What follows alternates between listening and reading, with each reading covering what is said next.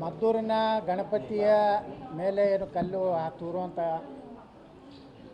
ಹೀನ ಕೃತ್ಯವನ್ನು ಇವತ್ತೇನು ಮಾಡಿದ್ರು, ಒಂದು ಮಸೂದೆಯಿಂದ ಕಲ್ಲು ತೂರಾಟ ಮಾಡುವಂಥದ್ದು ಏನು ಮಾಡಿದ್ರು. ಇವತ್ತು ಮಂಡ್ಯ ಜಿಲ್ಲೆಯಲ್ಲೂ ಸಹ ಹಿಂದೂಗಳು ಜಾಗೃತರಾಗಿದ್ದಾರೆ.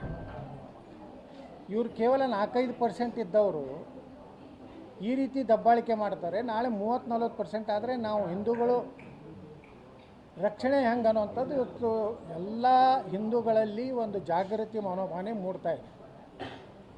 ನಾವು ಇನ್ಮೇಲೆ ಜಾತಿ ಆಧಾರದ ರಾಜಕಾರಣ ಮಾಡಬಾರ್ದು.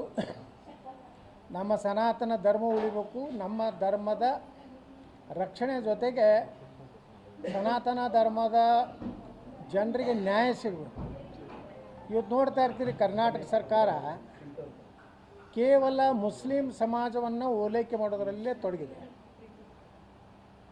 ಒಬ್ಬ ರಾಜ್ಯದ ಮುಖ್ಯಮಂತ್ರಿಯಾಗಿ ನನಗೆ ಇನ್ನೊಂದು ಜನ್ಮ ಇದ್ದರೆ ನಾನು ಮುಸ್ಲಿಮ್ನಾಗ್ತೇನೆ ಅಂತ ಹೇಳ್ತಾರೆ.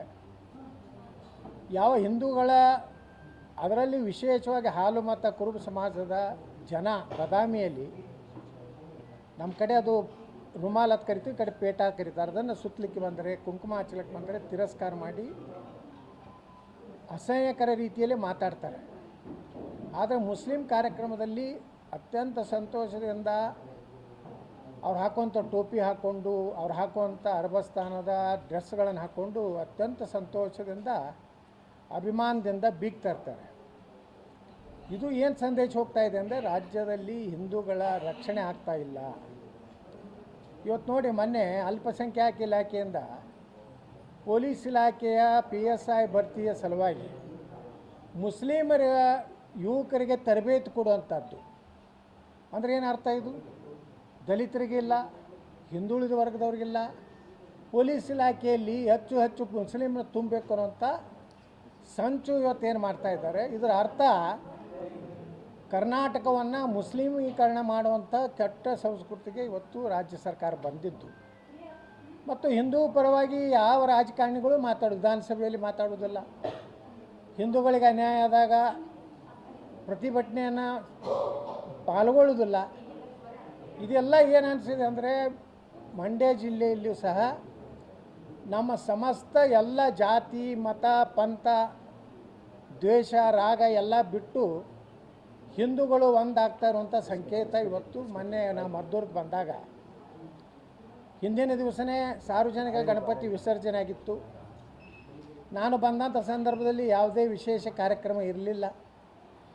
ಆದರೆ ಮಂಡ್ಯ ಜಿಲ್ಲೆಯ ಮದ್ದೂರಿನ ಜನ ಇವತ್ತು ಏನು BJP ನಾಯಕರು ಬಂದಾಗ, ನಮ್ಮ ಪ್ರತಾಪ್ ಸಿಂಹರು ಬಂದಾಗ, ಅದರ ನಂತರ CT ರವಿ ಬಂದಾಗ ಯತ್ನಾಳ್ ಅನ್ನುವಂಥ ಕೂಗೇನು ಕೂಗಿದ್ರು, ಅವಾಗ ನನಗನ್ನಿಸ್ತು, ನಾನೊಬ್ಬ ಉತ್ತರ ಕರ್ನಾಟಕದ ವಿಜಯಪುರದ ಒಬ್ಬ ಶಾಸಕನಾಗಿದ್ದರೂ ಸಹ ಈ ಮಂಡ್ಯ ಜಿಲ್ಲೆಯ ಮದ್ದೂರಿನ ಕಾರ್ಯಕರ್ತರು, ಯುವಕರು, ಹಿಂದೂಗಳು ನನ್ನನ್ನು ಇಷ್ಟು ಪ್ರೀತಿ ಮಾಡ್ತಾ ಇದ್ದಾರಲ್ಲ ಅಂತ ಕಾರಣದಿಂದ ನಾನು ಬಂದಿದ್ದೆ.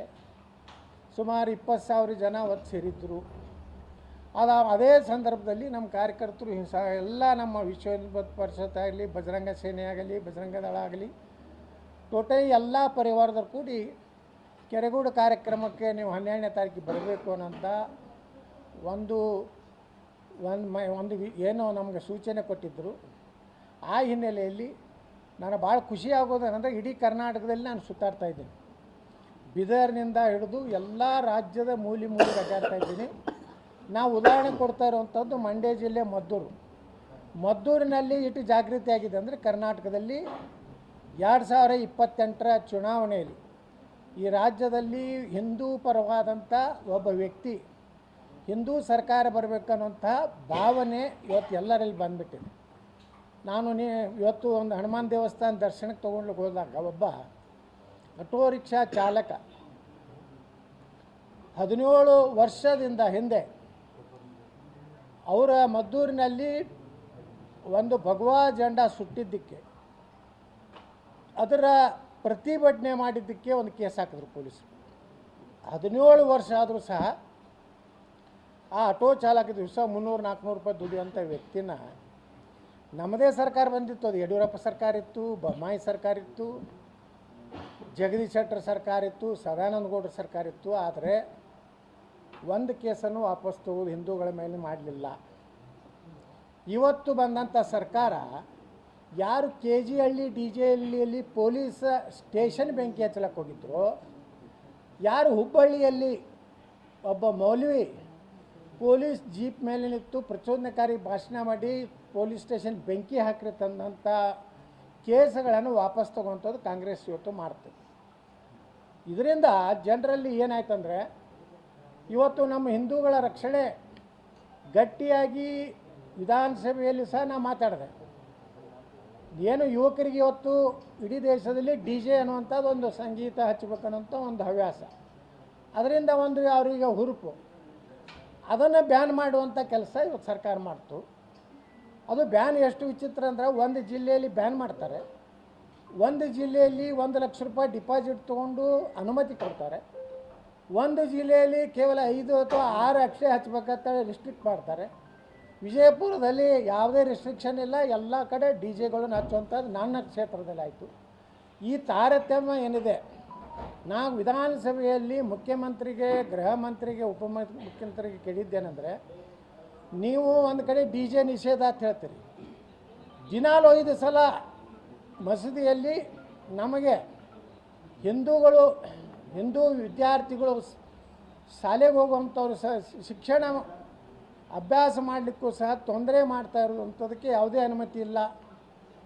ಅವರಿಗೆ ಸುಪ್ರೀಂ ಕೋರ್ಟ್ ಭಾಳ ಸ್ಟ್ರಿಕ್ಟ್ ಹಾಕಿದೆ. ಇಷ್ಟೇ ಡೆಸಿಮಲ್ದಲ್ಲಿ ನೀವು ಮಾಡುವ ಪ್ರಾರ್ಥನೆ ಅದು ನಿಮ್ಮ ಜನರಿಗೆ, ನಿಮ್ಮ ಮಸೂತಿಯಲ್ಲಿ ಇದ್ದವ್ರಿಗೆ ಅಷ್ಟೇ ಕೇಳಿಸ್ಬೇಕು, ಉಳಿದ ಜನರಿಗೆ ತೊಂದರೆ ಆಗಬಾರ್ದತ್ತು ಕಾನೂನು ಸುಪ್ರೀಂ ಕೋರ್ಟ್ ಹೇಳಿದ್ರು ಸಹ ಅದನ್ನು ಉಲ್ಲಂಘನೆ ಮಾಡಿ ಇವತ್ತು ಏನೋ ಬೇಕಾಬಿಟ್ಟಿಯಾಗಿ ಎಷ್ಟೋ ಮಸೂದಿಗಳು ಕರ್ನಾಟಕದಲ್ಲಿ ಅನುಮತಿ ಇಲ್ಲ, ಸರ್ಕಾರಿ ಜಾಗೆಯನ್ನು ಕಬಳಿಸಿದ್ದಾರೆ, ಯಾವುದೇ ಅನುಮತಿ ತಗೊಂಡಿಲ್ಲ. ಅಲ್ಲಿ ನಡೆಯುವಂಥದ್ದು ಬಹುಶಃ ನಮ್ಮ ಹಿಂದೂಗಳ ದೇವಸ್ಥಾನದಲ್ಲಿ ಎಲ್ಲೂ ಒಂದು ದೇವಸ್ಥಾನದಲ್ಲಿ ಶಸ್ತ್ರಾಸ್ತ್ರ ಸಿಗುವುದಿಲ್ಲ, ಹಿಂದೂ ದೇವಸ್ಥಾನಗಳಲ್ಲಿ ಕಲ್ಲು ಸಿಗುವುದಿಲ್ಲ, ಮತ್ತು ಯಾವುದೇ ಕರ್ನಾಟಕದಲ್ಲಿ ಯಾವುದೇ ಮುಸ್ಲಿಮರ ರಂಜಾನ್ ಇರ್ಬೋದು, ಈದ್ ಮಿಲಾದ್ ಇರ್ಬೋದು, ಒಂದು ಕಡೆಯೂ ಹಿಂದೂಗಳು ಕಲ್ಲು ಹಾಕುವಂಥದ್ದು, ತೊಂದರೆ ಮಾಡುವಂಥದ್ದು ಮಾಡಿಲ್ಲ. ಆದಾಗ್ಯೂ ಸಹ ಗಣಪತಿಯ ಒಂದು ಮೂರ್ತಿ ಮೇಲೆ ಕಲ್ಲು ಒಗೆಯುವಂಥದ್ದು, ಉಗುಳುವುದು, ನಾಗಮಂಗಲದಲ್ಲಿ ಇವತ್ತು ಪೆಟ್ರೋಲ್ ಬಾಂಬ್ ಹಾಕುವಂಥದ್ದು, ಸುಮಾರು 16 ಕೋಟಿ ರೂಪಾಯಿ ನಮ್ಮ ಹಿಂದೂಗಳ ಅಂಗಡಿಗಳ ಬೆಂಕಿ ಹಚ್ಚುವಂಥದ್ದು, ಇದೆಲ್ಲ ಆದರೂ ಸಹಿತ ಇವತ್ತು ಕರ್ನಾಟಕದಲ್ಲಿ ಒನ್ ವೇ ಮುಸ್ಲಿಮರ ಬೆಂಬಲಿತ ರೀತಿಯಲ್ಲಿ ಈ ಸರ್ಕಾರ ನಡೀತಾ ಇದೆ. ಈ ಕಾರಣದಿಂದ ಕರ್ನಾಟಕದಲ್ಲಿ ಹಿಂದೂಗಳು ಜಾಗೃತಿ ಆಗ್ತಾ ಇದ್ದಾರೆ, ಕರ್ನಾಟಕದಲ್ಲಿ ಅಭಿವೃದ್ಧಿ ಆಗಬೇಕಾಗಿದೆ. ಮತ್ತು ನಮ್ಮ ಯುವಕರಿಗೆ ಸುಮಾರು 2 ಲಕ್ಷ ಉದ್ಯೋಗಗಳು ಖಾಲಿ ಅದಾವೆ ಕರ್ನಾಟಕದಲ್ಲಿ, ಸುಮಾರು 2 ಲಕ್ಷ ಮೀರಿ ನೇಮಕಾತಿ ಆಗ್ತಾಯಿಲ್ಲ. ಪೊಲೀಸ್ ಇಲಾಖೆ ಒಂದರಲ್ಲೇ ಸುಮಾರು 18,000 ಹುದ್ದೆಗಳು ಖಾಲಿ ಇದ್ದಾವೆ. ಮತ್ತು ಈಗ PSI ಏನು ಪರೀಕ್ಷೆಯನ್ನು ಟ್ರೈನಿಂಗ್ ಕೊಡುವಂಥ ಕೆಲಸ ಇವತ್ತೇನು ಮುಸ್ಲಿಮರಿಗೆ ಮಾಡ್ತಾ ಇದ್ದಾರಲ್ಲ, ವ್ಯವಸ್ಥಿತವಾಗಿ ಇಡೀ ಪೊಲೀಸ್ ಇಲಾಖೆಯನ್ನು ಮುಸ್ಲಿಮೀಕರಣ ಮಾಡಬೇಕಂತೇಳಿ, ಅದಕ್ಕೆ ಮುಸ್ಲಿಂ ಯಾವ ಪ್ರಮೋಷನ್ದಲ್ಲಿ ಭಾಳಷ್ಟು ಹಿಂದೂಗಳು ಇದ್ದರು DG IGP ಆಗಲಿಕ್ಕೆ, ಅವ್ರನ್ನ ಯಾರನ್ನೂ ಮಾಡದೆ ಅವ್ರನ್ನೆಲ್ಲ ಓವರ್ಲುಕ್ ಮಾಡಿ ಕರ್ನಾಟಕದಲ್ಲಿ ಒಬ್ಬ ಮುಸ್ಲಿಂ ಅಧಿಕಾರಿನ ಮಾಡೋದ್ರ ಮೂಲಕ ಇಡೀ ಪೊಲೀಸ್ ಇಲಾಖೆನೇ ಇವತ್ತು ಮುಸ್ಲಿಂಕರಣ ಮಾಡಲಿಕ್ಕೇನು ಹೊಂಟದೆ. ಅದರ ಒಂದು ಪ್ರತಿರೋಧ ಇವತ್ತು ಇಡೀ ರಾಜ್ಯದಲ್ಲಿ ಕಾಣಿಸ್ತದೆ. ಅದೇ ಪ್ರಯೋಗ ಇವತ್ತು ಮದ್ದೂರಿನಲ್ಲಿ, ಮಂಡ್ಯದ ನಮ್ಮ ಹಿಂದೂಗಳು ಪ್ರತಿಕ್ರಿಯೆ ಕೊಡ್ತಾರೆ. ಅದಕ್ಕೆ ನಾನು ಮದ್ದೂರಿಗೆ ಬರೋದಾಗಲಿ, ಮಂಡ್ಯಕ್ಕೆ ಬರೋದಾಗಲಿ, ಹಳೆ ಮೈಸೂರು ಭಾಗದಲ್ಲಿ ಒಂದು ಕಾಲ ಏನಿತ್ತು, ಇಲ್ಲ ಮದ್ದೂರು, ಮಂಡ್ಯ, ಹಳೆ ಮೈಸೂರು ಭಾಗ ಇದು BJPಯ ಇದು ಅಲ್ಲ, ಇಲ್ಲಿ ಕೇವಲ ಜನತಾದಳ ಕಾಂಗ್ರೆಸ್ಸಿನ ಒಂದು ಗಟ್ಟಿ ಕ್ಷೇತ್ರ. ಆದರೆ ಇವತ್ತಿನ ವಾತಾವರಣ ನೋಡಿದ್ರೆ ಮುಂದಿನ ದಿವಸಗಳಲ್ಲಿ ಹೆಂಗೆ ಉತ್ತರ ಕರ್ನಾಟಕದಲ್ಲಿಯೂ BJP ಅಲ್ಲೇ ಇದೆ, ಈ ಭಾಗದಲ್ಲಿ ಒಂದು ಒಳ್ಳೆಯ ಅವಕಾಶ ಇದೆ ಅನ್ನೋಂಥದ್ದು ನನಗೆ ಅನ್ನಿಸ್ತಾ ಇದೆ. ಮತ್ತು ಜನ ಕೊಡುವಂಥ ಪ್ರೀತಿ, ಜನ ಕೊಡುವಂಥ ನನ್ನ ಮೇಲಿನ ಆತ್ಮೀಯತೆ ಕೇವಲ ನನ್ನ ಸಲಹೆ ಕೊಡ್ತಾ ಇಲ್ಲ, ಸನಾತನ ಹಿಂದೂ ಧರ್ಮದ ಪರವಾಗಿ ಗಟ್ಟಿನ ಮಾತಾಡ್ತೀನಿ ಅನ್ನೋಂಥ ಭಾವನೆಯಿಂದ ಕೊಡ್ತಾ ಇದ್ದಾರೆ. ಅದಕ್ಕೆ ನಾನು ಈ ಕಡೆ ಎಲ್ಲ ಈ ಭಾಗದಲ್ಲಿ ಇವತ್ತು ಪ್ರವಾಸ ಮಾಡ್ತಾ ಇದ್ದೀನಿ.